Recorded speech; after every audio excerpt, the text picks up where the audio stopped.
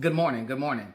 If you take the top opportunity to go to flsenate.gov, you can look up all of the bills that have been put into legislation since 1998. At least that's as far as I can see it goes back. And you will start to see a lot of the wording that goes into those bills. I did an earlier video where I kind of put out information to kind of help people understand that there is a words per minute that is necessary. So when you read those bills, you do have to have a high vernacular in order to follow what's being said in those bills. So I definitely would recommend going to get the Black's Law Dictionary. I just picked mine up. It's because a lot of the kickback that we're going to see when we get into office and when this starts to ramp up is the language that's used. A lot of individuals today are saying, "Hey, how come we can't get relief from this and that?"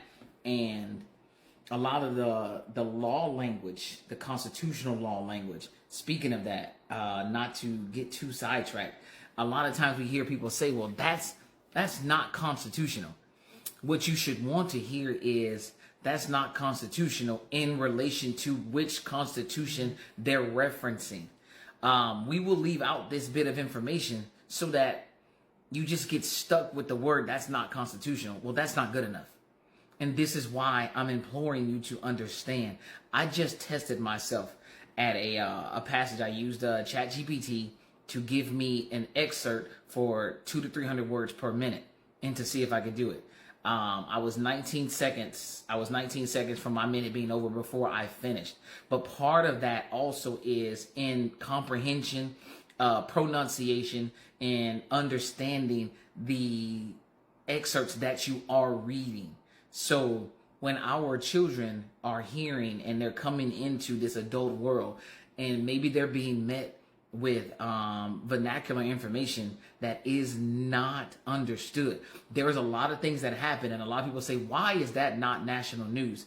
It's because it's in the language of the law. The language of the law. And when you're asking no question, this is why I'm telling you, go get a Black's Law Dictionary so that when they start speaking the language of the law, we can start making sure that we understand what is being said. You know, you're not going to, like, the individuals who bring us the news, they're not lawyers. So they're not going to sit down and break out all of these law type things. They're going to have to go find people to bring this on. And I don't know how that infrastructure is set up to make sure that they have somebody who's able to do all of the research necessary.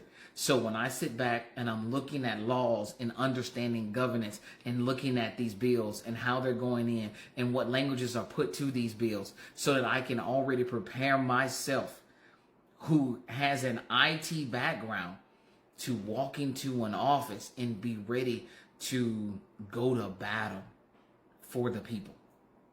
Be ready to go to battle. Because again, K through 12, there are no law classes in K through 12. So we really have to figure this out. Excuse me. Okay, I thought I was going to sneeze. We really have to take a moment to really assess what we are looking for. And another big thing that is important is we are in the age of the right here, right now. And I'm telling you that that's just not going to be possible. As governor, I'm going to just be honest with you and as candid as possible. We need to have households right now where the children kind of hate the parents. And you're like, well, why is that? Well, because you're going to have to ask them to read consistently, to learn different things, and you're gonna have to force that nature on them. Force them to put themselves in a position where we are starting to understand what is going on, and that's gonna come with a lot of kickback. I can tell you right now, when I look at my child and I tell her, hey, you need to go and read this or understand this, and then she just kind of like regresses or has an outburst or is real upset about it, I know it's because she doesn't understand what she's looking at. And it's very difficult to parent in that. I will tell you flat out. But I'm gonna ask you to grab up a lot of fortitude. Grab up a ton of fortitude and be able to shoulder the weight of that anger. Because when she does get it, after she goes through all of that complaining and all of that fussing, and she actually gets it, We do sit down and discuss things like, hey, so, was, all of the negativity and all the mean stuff you said, was it all worth it?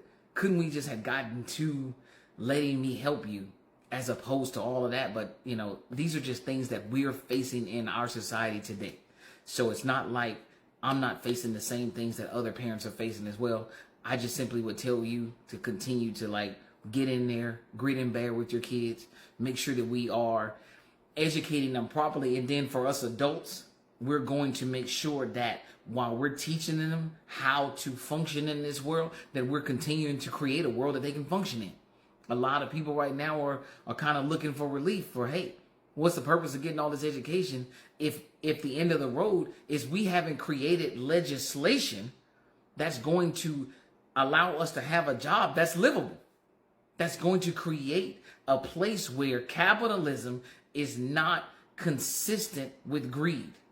And legislation is the only way that that's going to happen. I'm just going to be straight up honest with you. In order for us to give our kids a better future, we have to legislate capitalism. Have a great day.